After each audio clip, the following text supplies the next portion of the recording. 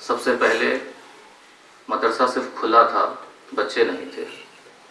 مجھے اچھی طرح سے یاد ہے، کانپور سے میں آیا، رہنے والا کانپور کا۔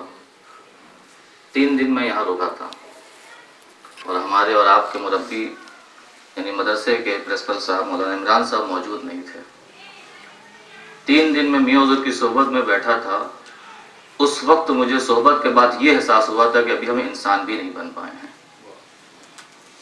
مسلمان تو چھوڑ دیجیے۔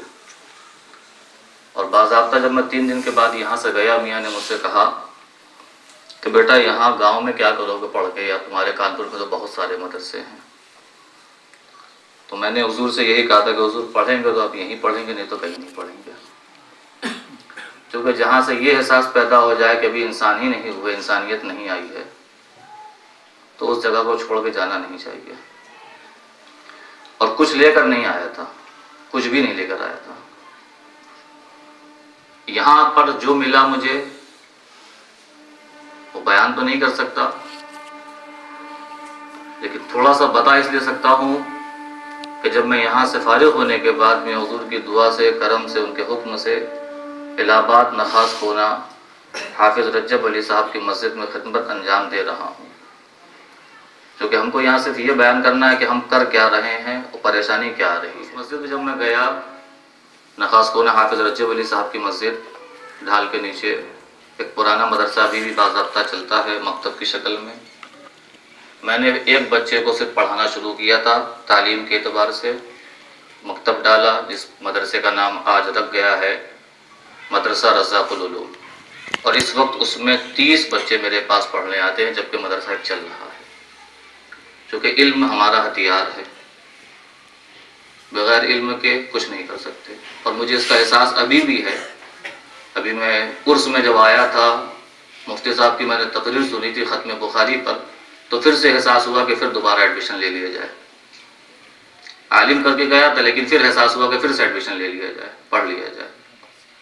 بغیر علم کے کہیں نہ کہیں ہم فیل ہو جاتے ہیں۔ اور اس مسجد میں میرے پیچھے نماز پڑھنے والے ہر طرح کے لوگ ہیں، ہر طرح کے لوگ ہیں۔ اور 1.5 سال سے میں وہاں ہوں، کام کر رہا ہوں، اور جب سے وہاں پہنچا ہوں الحمدللہ دور دور سے لوگ آتے ہیں جمعہ میں نماز پڑھنے کے لیے بھی یا تقریر سننے کے لیے بھی۔ اور 1.5 سال میں کبھی کوئی ایسی بات میری زبان سے نکلی نہیں، چونکہ جو پرانی باتیں تھی وہ سب ختم ہو گئی۔ جو یہاں سے ملا بس وہی نکل رہا ہے، اس کے علاوہ کچھ نہیں نکل رہا ہے۔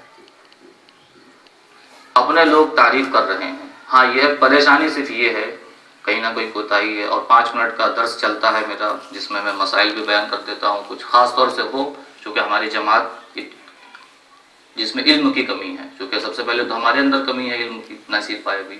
باقی جو ہمارے سامنے لوگ ہیں، کچھ لوگوں کو تو ابھی یہ بھی نہیں پتا ہے کہ ہم غسل کیسے کریں، وضو میں فرض کیا ہے، نماز میں فرض کیا ہے، قرآن نہیں پڑھنا آتا۔